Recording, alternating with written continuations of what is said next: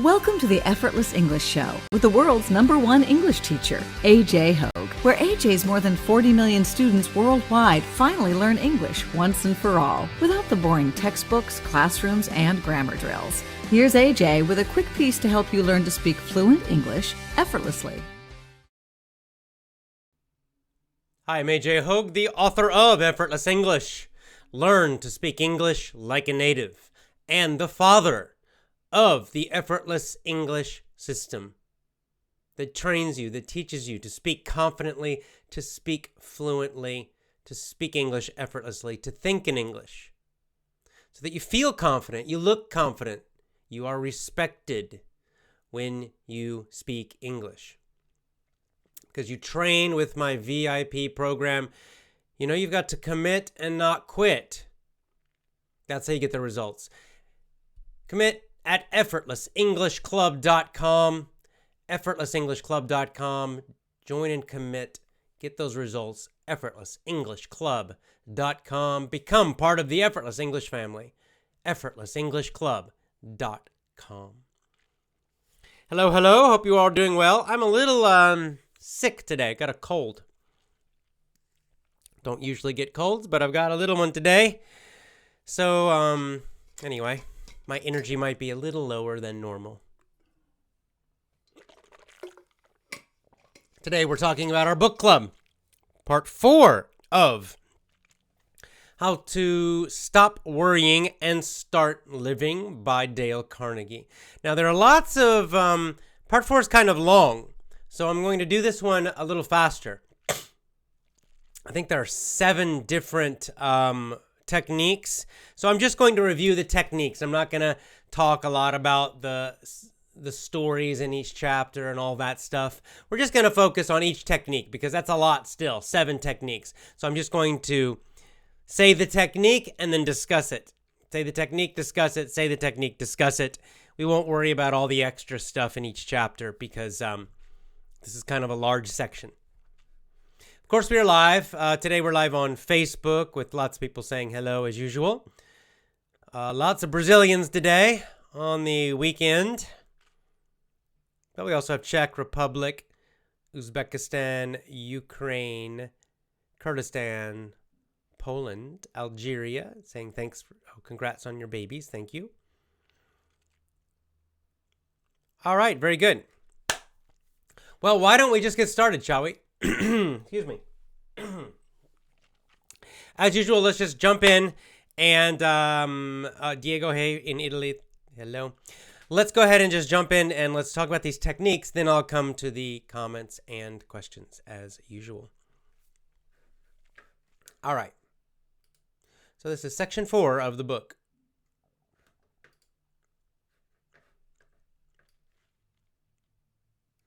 All right, the first one. He calls them rules, but, these are basically techniques to stop worrying. So we're just this book is just basically a big collection of different techniques to help you with worry. And the idea is that you just choose ones that, that seem useful, that you think might be helpful for you. So some of the techniques, maybe you think, this one's not useful for me, or I don't like this one, or that one's no good, or I tried that one, didn't work. That's okay because there's so many in the book that, hopefully you can find 3 or 4 techniques that work well for you to handle worry, to reduce worry. And then you can practice those a lot. Try all the techniques and then get your favorite ones and then practice those and make them into habits. And in this way, you can reduce your fear, reduce your worry long term when you find a few favorite ones and make them habits. So we're just discussing all of them. As I said, don't worry if some of them you don't like. That's normal. Okay, number 1. In this section, technique 1. Let's fill our minds with thoughts of peace, courage, health, and hope. For our life is what our thoughts make it. So this is basically prevention, right? This is preventing worry.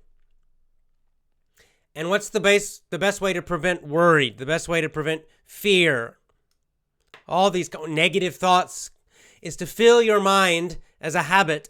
Constantly think about positive, good things, right? Make this a habit. So when you wake up in the morning, have a habit to think of something good. Read. A big one is media, especially now, right? With internet and phones and all of this. I mean, if you can watch the news, you can read about the news. It's all negative. It's all fear. It's all bad. And you're going to worry all the time.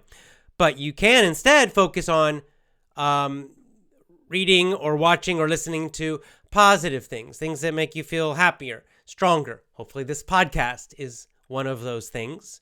And you can even find other podcasts. Books are a great way to do this, right? So you try to fill yourself up, fill your mind up with thoughts about health and goodness and family and peace and love and all of these good things as much as you can. I mean, sometimes some negative thoughts will come in, of course, but the more you focus on these good things, you definitely will reduce the amount of worry, the amount of fear in your life. Right? Too many people spend all day focused on bad stuff, reading bad stuff, listening to bad stuff. So, of course, they're unhappy and they have more worry and fear in their life. So that's a good technique. That's just a good life practice, really. All right, the second one, the next chapter. Here's the next technique. Let's never try to get even with our enemies. Okay, this is interesting. Because if we do, we will hurt ourselves far more than we hurt them. Let's do what General Eisenhower does. Let's never waste a minute thinking about people we don't like. Okay, so this is basically about revenge. Revenge. This does not mean, I would just want to point out, this does not mean that you are weak. I mean, if you're being attacked, fight back, right? If someone's attacking you, someone's lying to you, someone's doing something bad to you, absolutely, definitely fight. But what this rule is saying, what this technique is saying, that after the fighting's finished, after everything's finished, don't continue to think about revenge and bad stuff about these other people, because it's over, it's done. You have to let it go. So he mentions, after World War II, there's no point for to continue thinking about the enemy. The war's over. Now it's time for peace. You have to let go of all of that, as an example. Now, some countries don't do this. There's some countries in Asia that still complain about Japan even today. It's a propaganda technique to control their population. But it's foolish. It's the opposite of this rule. But like all the European countries, they've just kind of let go now, right? The French are still not blaming the Germans for World War II, as far as I know. Certainly Americans are not. We don't care. But it's not. This is not political. Okay, this is about personal life. So a better personal life example. Let's say you have you're a guy, a boy, and you have a girlfriend, and I don't know, she lies to you, she cheats on you, and then you break up. Okay, so of course you're going to be upset when all this is happening. And no, you should not be weak, to tell her she's a liar, say whatever you need to say. But then after you break up, you have to let go. Because some people for many months, sometimes for years and years and years, they still will continue thinking about that person. And, they cheated me. They did something bad to me, for years and years and years, and thinking about all these bad thoughts about the person. The person's gone. It's crazy. You just make yourself so unhappy. And then this negative mindset will make you worry and be upset and be negative all the time about many, many things. So basically this rule is saying, let go. When after the situation's finished, if you have a fight, if you have an argument, just let go. Children are good at this, by the way. I remember as a child, I had a little group of friends when I was a boy, all these other boys. We would get in fights. I mean, arguments, meaning, sometimes even fights, physical fights, but usually, arguments. We'd be angry with each other for maybe, I don't know, a couple days at most. And then we would just kind of, sorry. We'd say sorry to each other. And then boom, finished. It was done. We're back to being best friends again. And we just start playing and having a good time. Never thought about it again. That's a great thing to do, especially with people, your friends and your family members. I think that kids are good at that. That they can just quickly they can be angry, but then when it's done, and then they're back to being best friends again. Okay, technique number 3. Moving on to technique number 3. Instead of worrying about ingratitude, let's expect it. Okay, so this is something else people worry about. They worry that people will not be grateful. I'm guilty of this one. I have been in the past. Where you do something nice, you help someone, but they're not grateful. Right? They don't say thank you, or they say thank you, but they really don't care. And then what happens is people start to worry about this. Oh, should I help them because they're not going to be grateful to me? Or I did all this good stuff and they weren't grateful to me. They're not grateful. This is called ingratitude. The in is negative, I-N. The beginning of the word makes it negative. So it means not gratitude. So I've been guilty of this myself, where I have done nice things for people and they're not grateful, and I've done it many, many times, and usually people just are not very grateful. And, I'll worry about it. I'll get upset about it sometimes. But he gives a great example of this. He says, let's remember, so he's talking about the Bible. He's a Christian. He was a Christian. He's not alive anymore. Dale Carnegie was Christian. So he says, let's remember Jesus healed 10 lepers. Leprosy is that terrible skin disease. So Jesus, he cured them. Healed 10 lepers one day. Only one of them thanked him. So, right? In other words, this is an old, and this is basic human nature. I mean, this is a terrible, horrible disease. Jesus heals them. No more disease. And 9 of them did not say thank you. They're just like, yeah, great, fine. And they just kind of walk off. Not grateful for something that amazing and that wonderful. Only one said thank you. So, this is kind of an example. He's saying, why should we, you and I, why should we expect gratitude when even Jesus did not get it? Jesus did not get gratitude for healing this terrible disease from most people. 9 out of 10, 90%, no gratitude. So we're also probably not going to get gratitude most of the time. So that when you do something nice, when you do something good for someone, often you should just expect it. Don't expect to be thanked. Don't expect them to say, oh, thank you so much, it's so great. It's not human nature. And I'd say today, so 2,000 years ago with Jesus' time, I'd say it's much worse today because people have more of an entitled mindset, meaning people just almost expect you to do something good for them, like they deserve it. So there's even less gratitude now, I'd say, culturally around the world. So basically, this is kind of the inevitable. It's kind of connected to that past technique we talked about before, the rule where don't fight against the inevitable, right? Inevitable means something you can't change. So this is just human nature, can't be changed. I've kind of learned this myself slowly, that I just expect it now. I just realize, this is the way people are. It doesn't mean they're evil. It's not that, the lepers were not evil people that Jesus healed. It's just people are not very grateful. They're just very selfish. They're focused on themselves. And it's just the way it is. We don't like it, but that's just the truth. And then as part B of that, the positive side of this technique, number 3, is that let's remember that the only way to find happiness is not to expect gratitude. Don't expect gratitude. Just give for the joy of giving. Give just because you enjoy giving, because you enjoy helping. Don't expect anything to come back.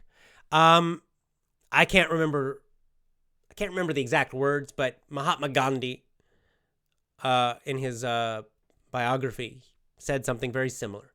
I just have a general remembrance. It's been a long time since I read his book, but I remember him talking about the same idea that you do good just to do good and don't expect something to come back. I mean, really, this is connected much like the Gita, the Bhagavad Gita, that says, you do good actions, you do virtuous actions, but don't worry about the rewards. Don't worry about the results that come after. Don't expect a reward. The reward is the action that you're doing. What happens afterwards, you don't know.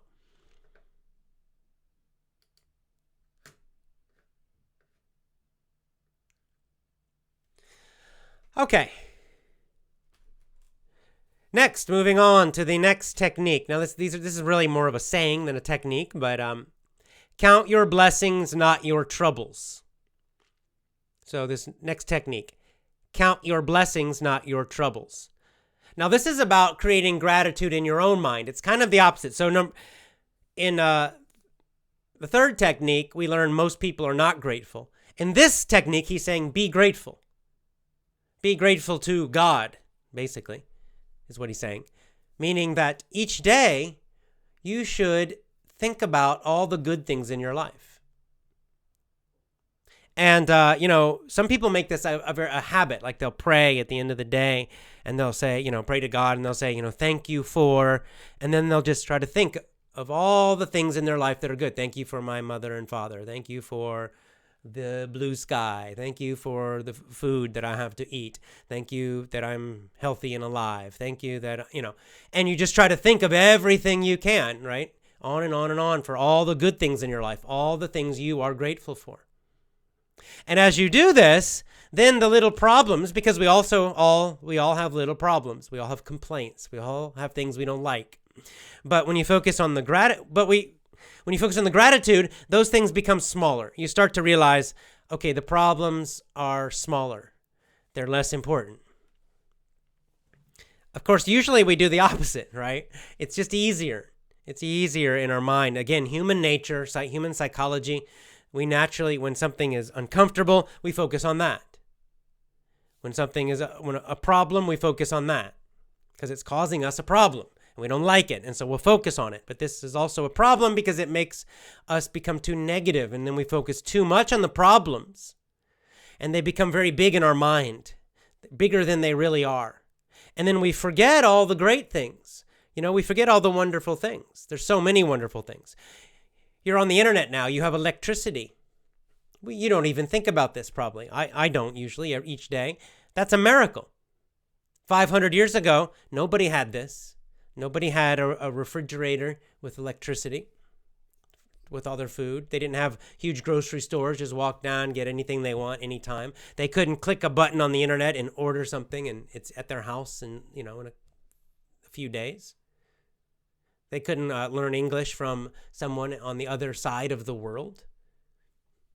So we have to remember all these things are quite wonderful for us. We have lots of these things, but we just forget about them because it's like we're like fish in the water and we forget the water, right?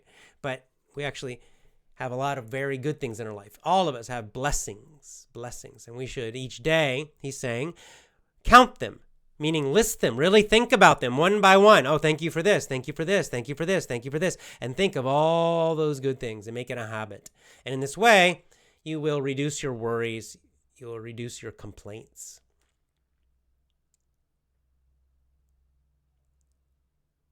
Okay. Quick water, really quickly.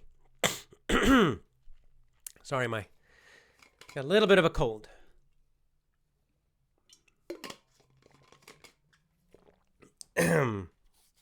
Okay.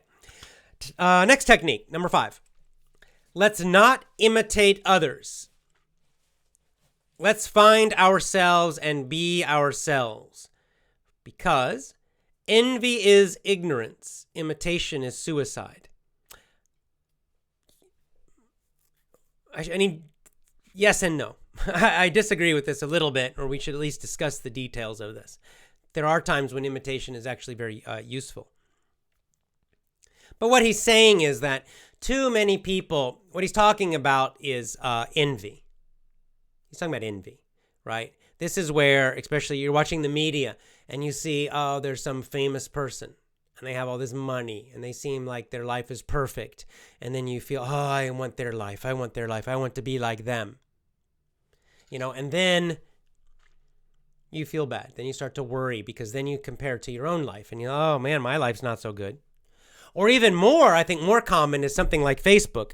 Not a famous person, but maybe somebody you know, a friend, a family member, someone you went to school with, and you see, oh, they're making more money than you. And oh, look at this, they married some great person, and they're putting all these pictures of their amazing kids and their super nice house and their super nice car. And oh, they're doing so much better than I am. And then you can start to feel this envy, this little jealousy, or and then you start to worry about yourself, like, oh, what's wrong with me? Maybe I'm not doing well enough. Personally, I don't have this problem very much. Maybe a little bit. When I was living in my car, there were just at the beginning, I worried a little bit because I know, like most people my age, I was in my 30s at that time already, early 30s, and I worried that, oh my God, like I'm 30 years old, I'm living in a car, I'm delivering sandwiches. Most people my age, that my schoolmates, everybody, they're all working professional jobs. Lots of them were, buying houses, and I'm living in a car. But then, you know what? But then I kind of naturally just use this rule. I said, be myself, be yourself. It's like, well, I'm not them. A lot of them also are slaves to jobs, and I don't want to be. So I'm not criticizing them, but I'm myself. I have to live my own life my way. I have to find truth my way. And so I didn't envy them, but I also just stopped worrying. I was like, I don't care. I don't care what other people think. It doesn't matter. So that's what he's saying. Number 5 is really don't worry about what other people think. Live your own life. Find your own way. Now, when is imitation good? Imitation is good when you use it as modeling, when you're trying to learn a skill, for example. You're trying to learn how to do something, and you want to improve quickly. Well, you can imitate someone who's much better than you, and this will help you. So, for example, public speaking. You want to be a good public speaker, you can imitate other great public speakers. This will help you get the skill faster. You can imitate Steve Jobs. You can imitate Tony Robbins or whoever. And this would help you gain the skill more quickly. You're not trying to be like Tony Robbins, everything, like live your life like him. You're not trying to become Tony Robbins. You're not jealous of Tony Robbins. You're just specifically copying his skill so that you can learn the same skill. Now, eventually, you will have your own style. I did this when I started public speaking. I did this. I imitated Tony Robbins a lot. He was my favorite public speaker. And there were a couple others, a guy named Tom Peters and a few others. But they were all kind of high-energy speakers. So I imitated them. I copied their style in some ways. This helped me improve very quickly. For a short time, it was obvious. You can see I did not have my own style yet. I was kind of copying them. But that's okay in the beginning because that helped me get a lot of confidence. I really improved. I learned a lot of great skills about public speaking. And then as I got better, then I started to develop my own style, right? Then I began to relax more. I was more confident in front of groups. And then my own style came out more. And my own style for me, like, for example, just being more kind of funny, more acting a little more crazy, more like people say Jim Carrey sometimes. I was not trying to imitate Jim Carrey, but that's my style of humor. I don't really tell jokes, but I have more like physical humor where I'll make funny faces, and especially when I'm telling stories and I'm teaching. So I would start to just let all that kind of crazy storytelling come out, and I'm also just more relaxed than Tony Robbins. And so anyway, my own style finally did develop. So if you're trying to do that, you're learning a skill, it's totally fine to imitate, to copy someone. If you're trying to improve your pronunciation with English, it's okay. Copy my speaking. Just copy it. Try to sound exactly like me. It's okay because later, when you improve, of course, you'll use your own voice and everything. But for a while, it can help you. So for something specific, a specific skill, it's fine. Just don't be jealous. Don't try to copy someone's whole life. That's what he's saying. Okay. Technique number 6 is, okay, this is an old saying again, an old idiom. When fate hands us a lemon, let's try to make lemonade. Okay, this is an idiom, a very old one in the American English. When you get a lemon, make lemonade, right? The idea, a lemon means it's like a lemon by itself, just only a lemon tastes sour, right? If you try to just drink it straight with no water, nothing, right? It's But we can make a lemon taste very good if we put it in, add some water and a little bit of sugar. Now it's a very tasty drink. It tastes really good. So what does this mean with this rule? It's saying that when we have a bad situation, when we have bad luck, when we have something bad happens to us, look for ways to make it into something better. Right? We can often, maybe not always, but many times, we can find there's something in the bad situation that might be able to become good. We might turn it into something good. It could be possible. For example, you're starting a business online and you have no money. This was me. I started my business. I had no money. Well, so you could say that's a lemon. That's bad luck. Starting a business with no money. But you can turn that into something good. How? Well, if you have no money, you must be energetic. You must be creative. You must make fast decisions. You must be very decisive, right? It teaches you to think and to problem solve very fast and very creatively. Sometimes when people have too much money with a business at the beginning, they become lazy. They waste their money.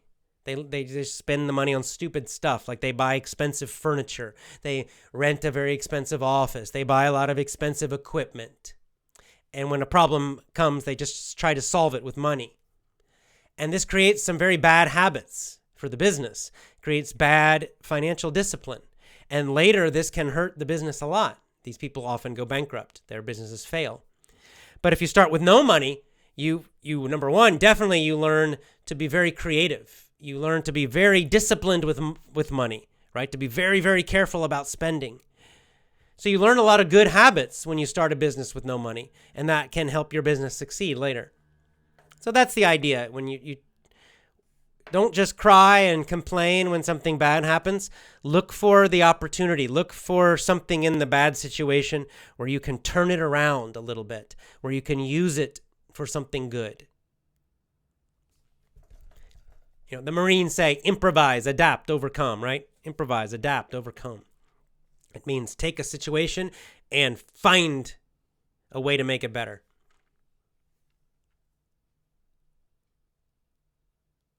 Okay, finally, another one. This is a really nice one.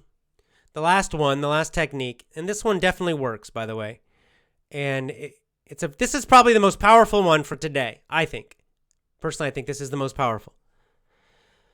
Let's forget our own unhappiness. So let's say maybe you're unhappy. Maybe you're worried. Maybe you have a good reason. Maybe you're something terrible in your life. Let's forget our own unhappiness by trying to create a little happiness for other people. When you are good to others, you are best to yourself. When you are good to others, you are best to yourself. This works. This helps. I remember back in my 20s, I had a time period, a very low time, a very bad time in my life. It was after I just graduated from university, undergraduate.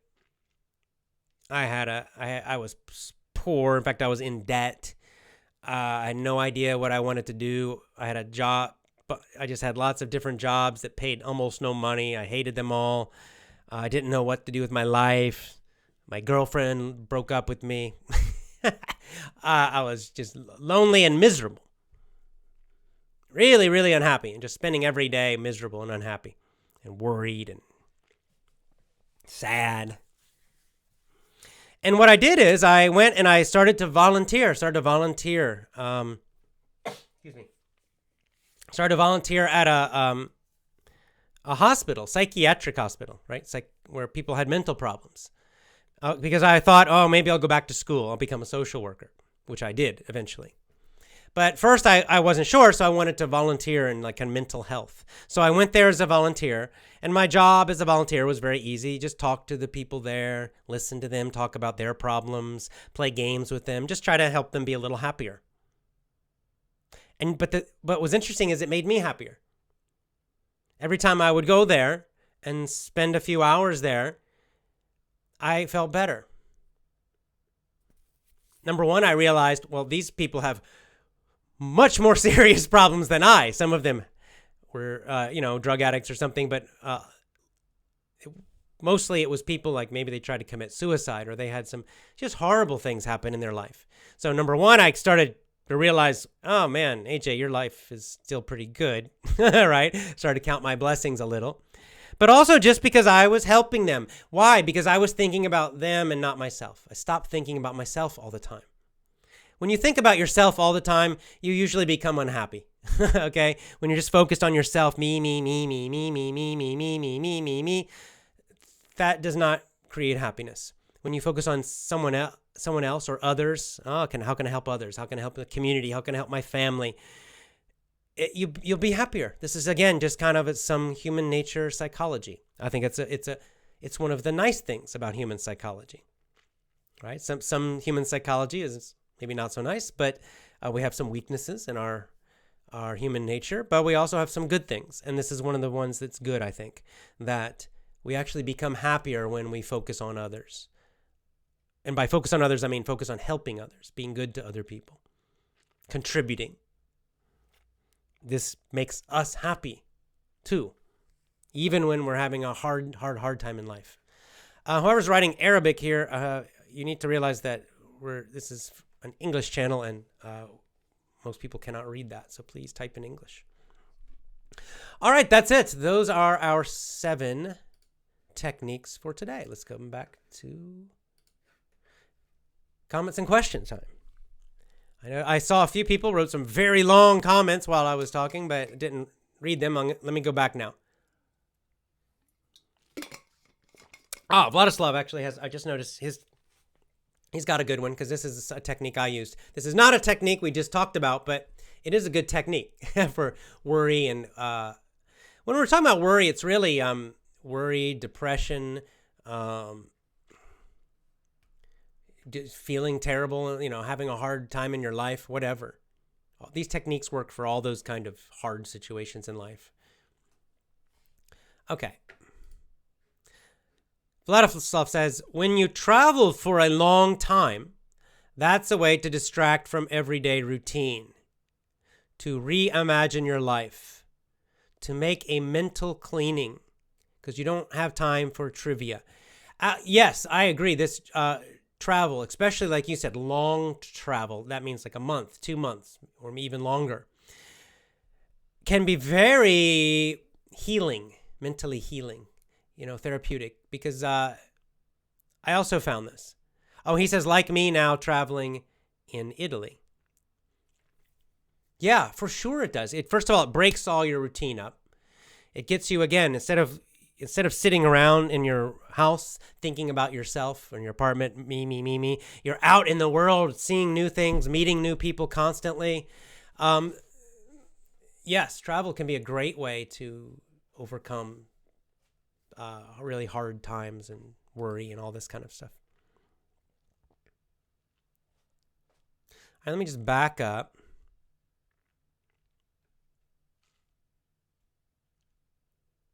All right, let me back up and look at the comments here.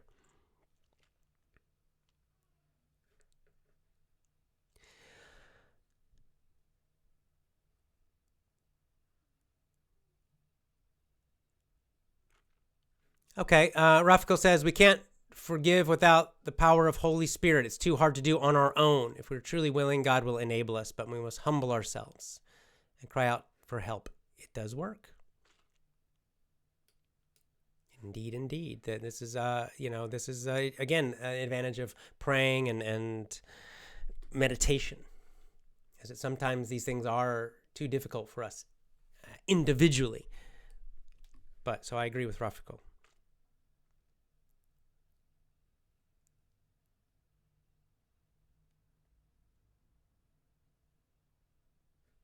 Wonderful. So Miss Ba says, I'm listening to the Rich Dad, Poor Dad all day, one of our older books.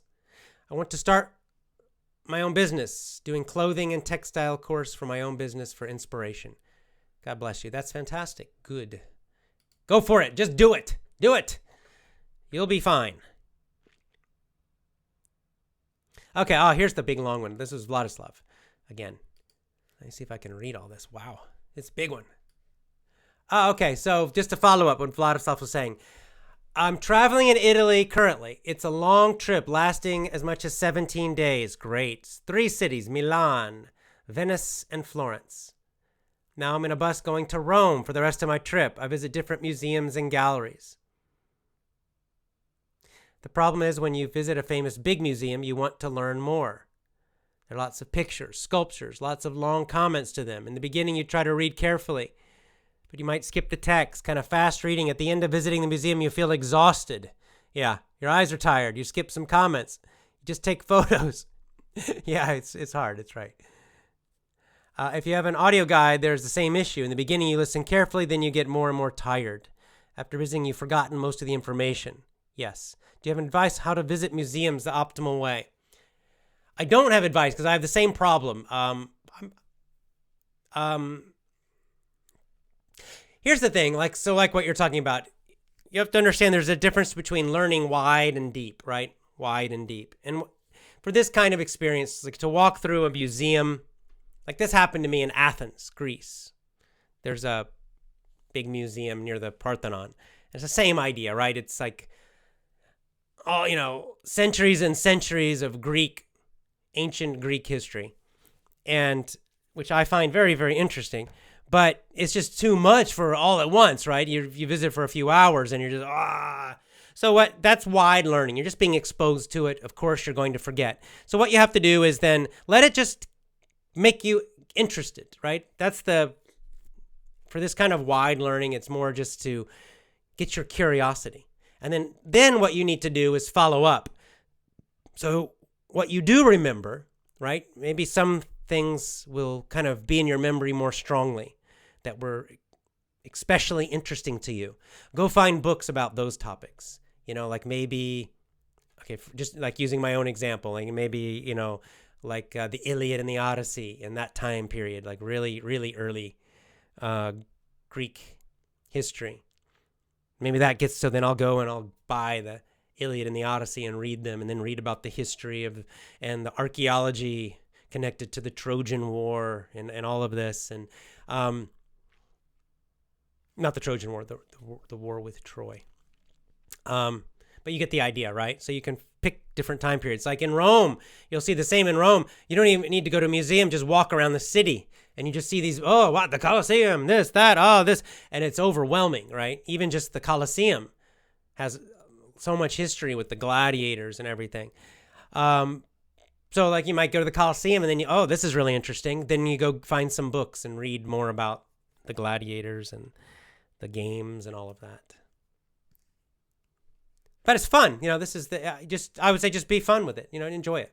It's impossible to know everything, right? It's impossible to learn everything. So just let it just make your imagination come alive and then follow what seems most interesting.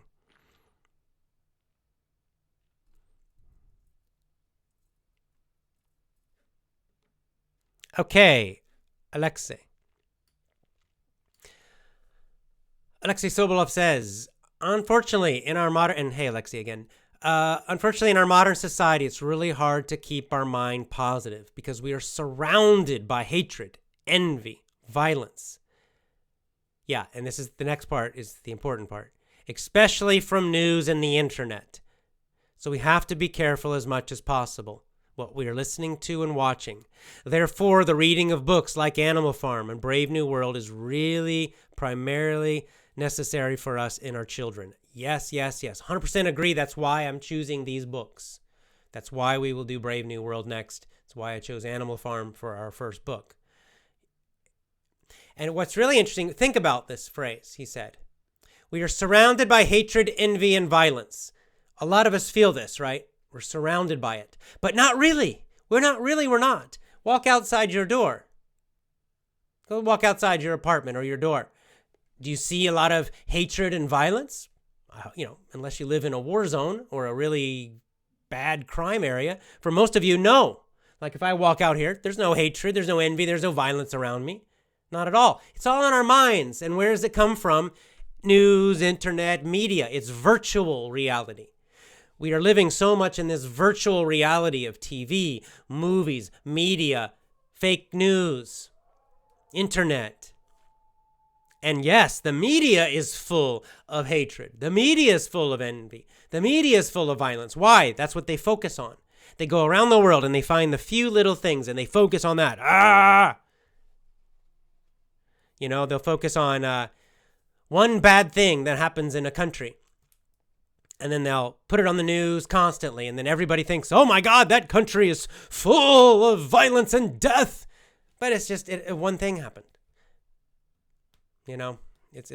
So then we can feel this if we're too much in the virtual world. So one solution, and that is correct, he said, we have to read about these techniques so we can start to see the mind control in the media. And we'll start to realize, oh, no, this isn't true. This is created by the media. The second thing we can do is spend more time in the real world and much, much less time in the virtual world, the media world. Because when you're out in the real world, you realize, oh, nobody attacked me today. I didn't feel any violence. There's none of this stuff happening around me. Most people are basically nice to me and basically friendly. I mean, when I travel around, does crime happen? Yeah, of course it does. You should be ready for it and, know some self-defense and be careful, of course. But still, overall, in general, most every day you'll be fine. So we're not really surrounded by all of this, but it's a media creation. This is why it's our minds. We have to be careful.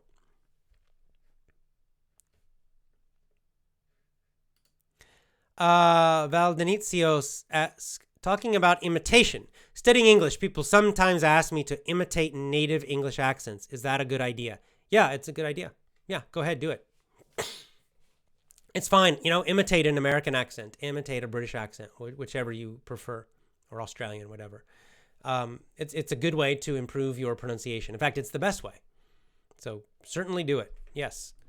Just pretend you're an actor, have fun with it.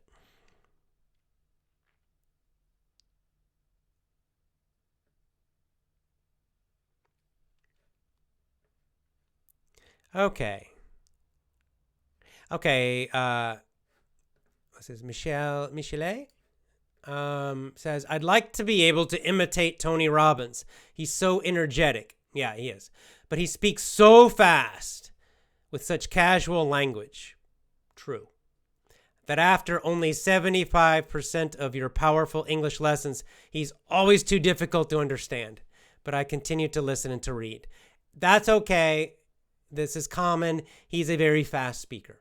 He's unusually fast. So he's not normal. He is definitely a fast speaker. Tony Robbins is a very fast speaker. He uses a lot of idioms and slang also.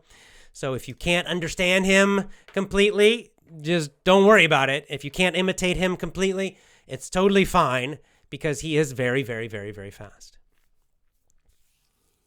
For Tony, but what you can do with Tony for public speaking, imitate his nonverbal. His body language is really good. The way he has very strong, powerful gestures, the way he uses his face, his arms and hands, his body, the way he walks around the stage, the way he uses his voice. These are all very good for public speaking.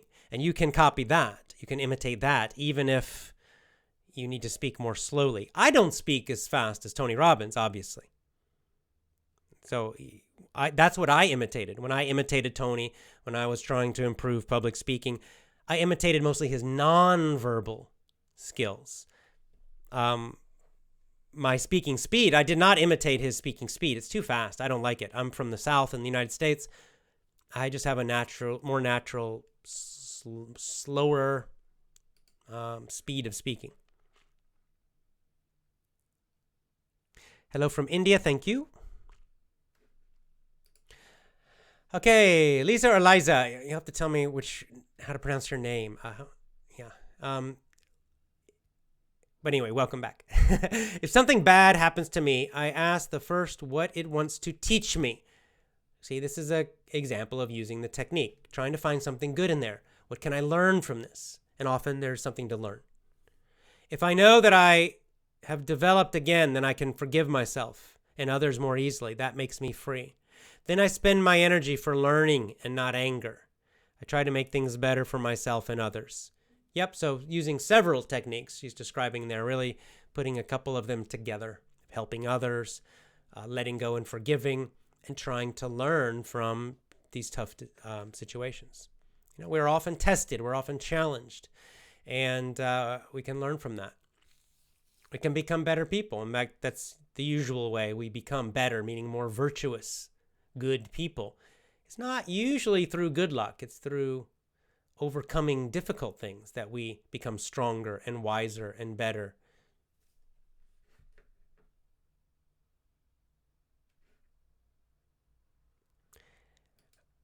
Merrick with a great comment. I think many people should ask themselves this question. If you don't like someone, you don't value his opinion, then why do you care what he talks about you? Excellent point. Why does it make you mad if this person talks nonsense about you? It does not make sense.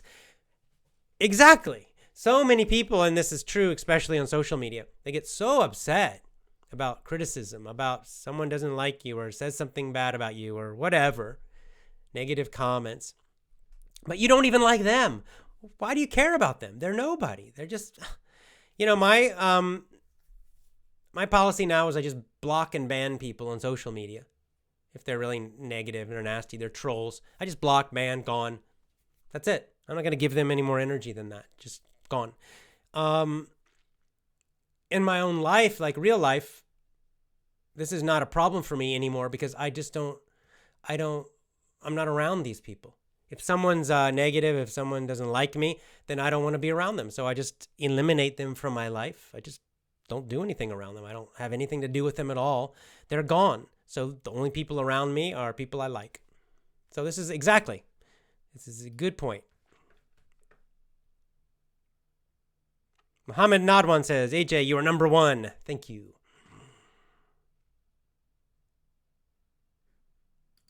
Muhammad Hamdi says, just listen to your voice in the podcast. I feel happy and optimistic. Well, good. That's one reason I'm doing it.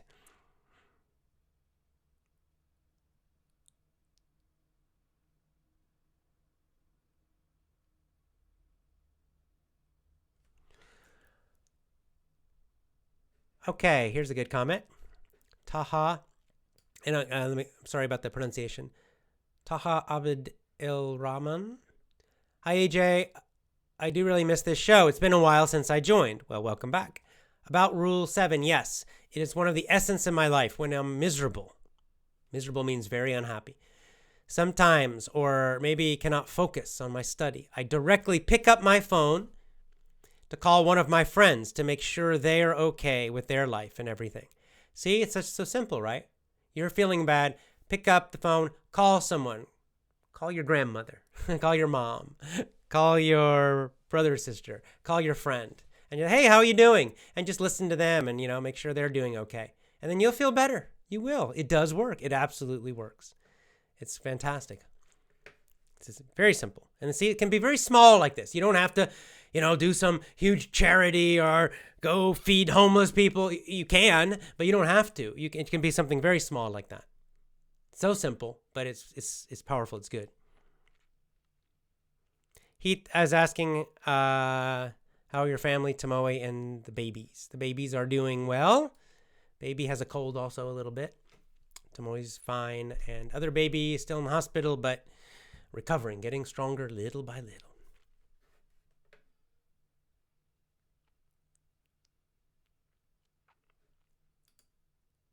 Zobed says, please review. I don't know what you're talking about. Just go back and watch the recording. That's why we record this.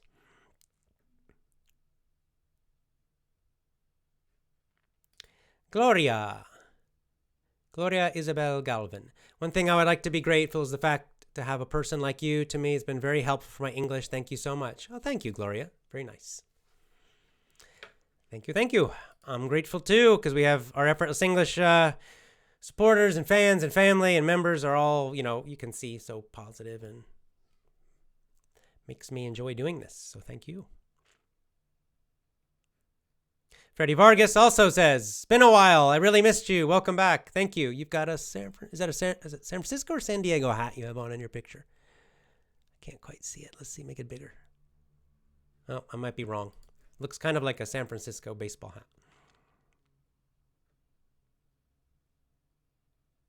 Hello from Taiwan. Hello. All right, let me jump down to the bottom here.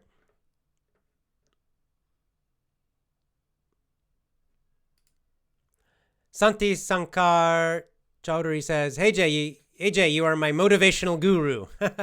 Thank you. Nice, thank you.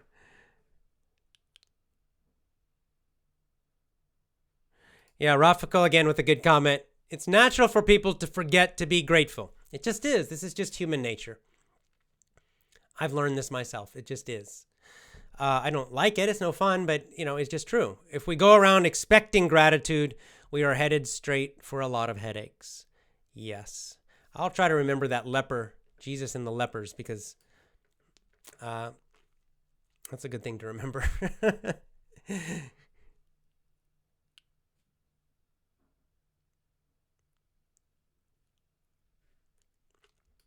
Edrum is saying, I'm from the Netherlands. I want to buy effortless English program, but it must be paid for by credit card, right? Is there another payment choice? You can get my Power English course with PayPal. Now, eventually, I do want to expand payment options, but I've got to do some research and find some different ones. I'd like to add some payment companies, processors, they're called payment processors from different countries. Not just the ones I have are more American focused, but I'd like to find some European ones, some from the Middle East, some from Asia. But they have to work with my American system, so it takes a little time. But anyway, be patient. But for now, PayPal, I think most people can do that.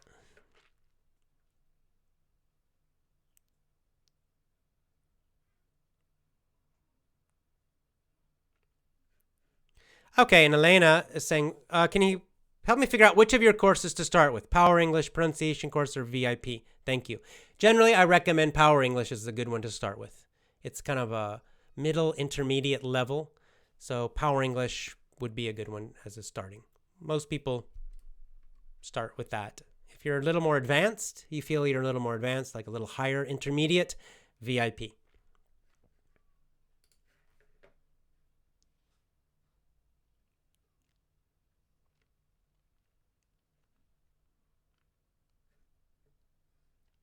Okay, Ibrahim Ali, hello again. When we plan for something important in the future, we have some worries, of course. Of course. Some kind of fear of failure. So we must prepare ourselves for the worst and find the best solution. There'll always be a plan B. Yeah, see, this is what planning can help you get rid of worry.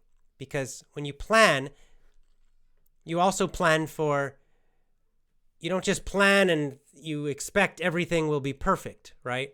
Oh, I'm going to start a business and then it's going to make a lot of money and then I'll be a millionaire and then I'll be a billionaire. The end. No, you plan, you say, I'll start a business. Well, what happens if?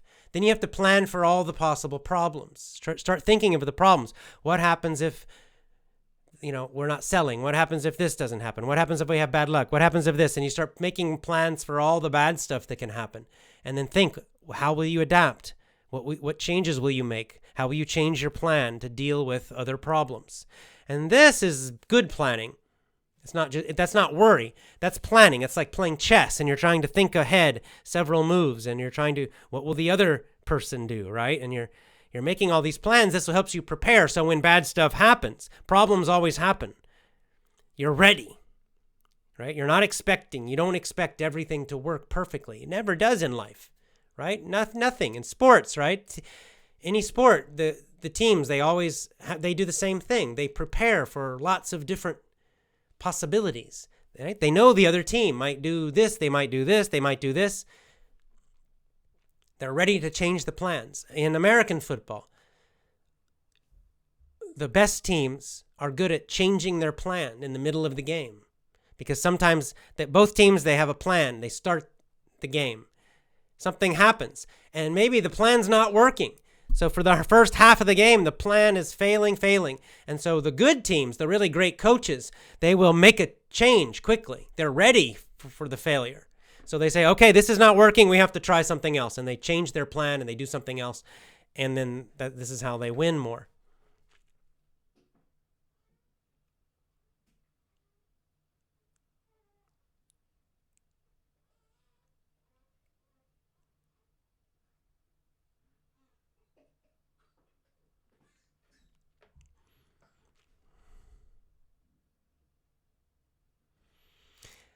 Alexei describing, he says he's describing the Ukraine, but he's also describing America.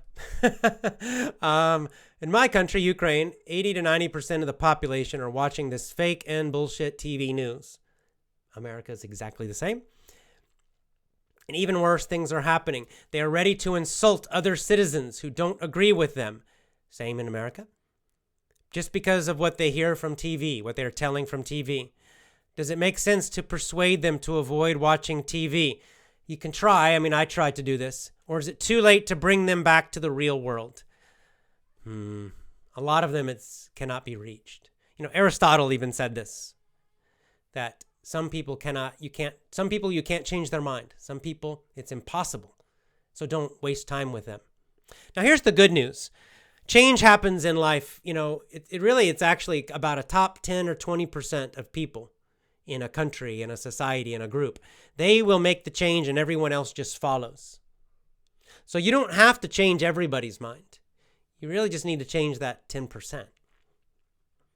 So if you meet somebody and you're trying to show them, this TV is not good, this is fake news, it's just lies, and they won't listen to you, just move to the next person. Don't waste your time, because a lot of people are not ready. It's the same in the United States. I'm shocked.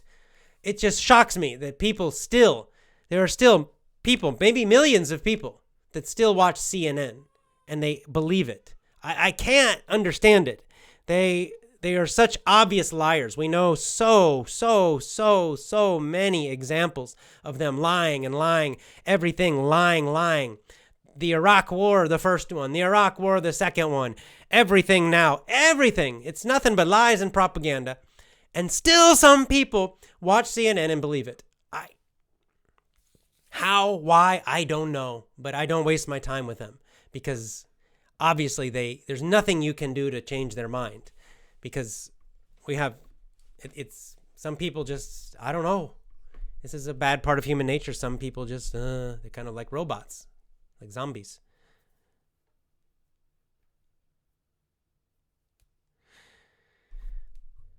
Okay. It's almost time for me to go. I hear a baby crying in the other room. Bahar says, I'm always grateful for having great people in my life. Yeah, right? And you're one of them, AJ. Thank you. Your show is the food for thought. Keep it up. Thank you very much. Yes, we can be grateful for the people, the good people we have in our life, and the great people we've had in our life in the past. There's lots of things to be grateful for if you think about it. So that count your blessings is nice, because often we don't think about it, right? We forget to think about it.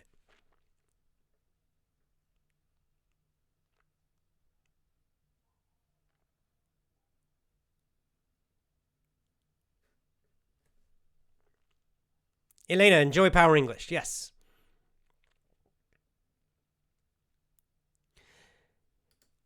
Hule says, AJ, there are Vietnamese people who are big fans of you. Have a nice day. Oh, I know. I've been to Vietnam a few times. I'm sure I'll come back again. It's been a few years since I was in Vietnam. But anyway, hello to Vietnam. Good morning, Vietnam. It's not morning, it's night. Good evening, Vietnam.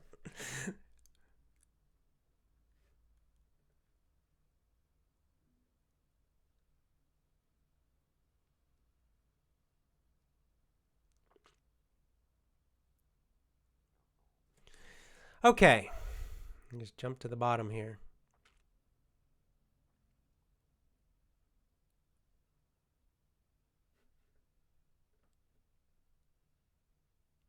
All right, one more. Let's go with Hasina. Okay, Hasina, hello again. Before Effortless English, I always worried what others thought about me. I thought I should be a person that others want to see, and that the person that I wanted to be in the future was just a dream. I accepted that it will remain a dream. But then I listened to your YouTube video. My whole life changed. My whole world changed. I understood that I'm not the only person dealing with the problem. Right. Thank you, AJ. We need more teachers like you. Never stop. Thank you very much. No. Most things in life that we struggle with, if you're having a problem, if you have a worry, if you're having something upsets you, there are probably many, many other people in the world right now dealing with the same or a similar problem, a similar worry, a similar weakness, right? And not only that, not only right now, but for thousands and thousands, maybe millions, hundreds of thousands of years, humans have been dealing with these kinds of issues. The technology has changed, of course, but our human nature is the same.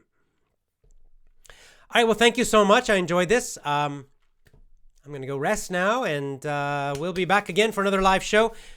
We'll just continue to do these book clubs on the weekend. So we'll do next weekend, we'll do the next section 5, I guess, right? And remember, we already know our next book. It will be Brave New Worlds, but we have, I think, 3 more sections, probably 3 more weeks for this book, and then we'll do a new one. All right, lots of love to you. Mwah. Say hello to me on social media, on Twitter, AJ Hogue, on Gab, AJ Hoge, AJ Hogue. We also have a Gab group, Effortless English group on Gab. See you there. Bye for now. As always, join my VIP program. Commit to my VIP program. Speak English fluently and powerfully and effortlessly. EffortlessEnglishClub.com. If you prefer to start with Power English, also EffortlessEnglishClub.com. Get that course, EffortlessEnglishClub.com. Commit. Don't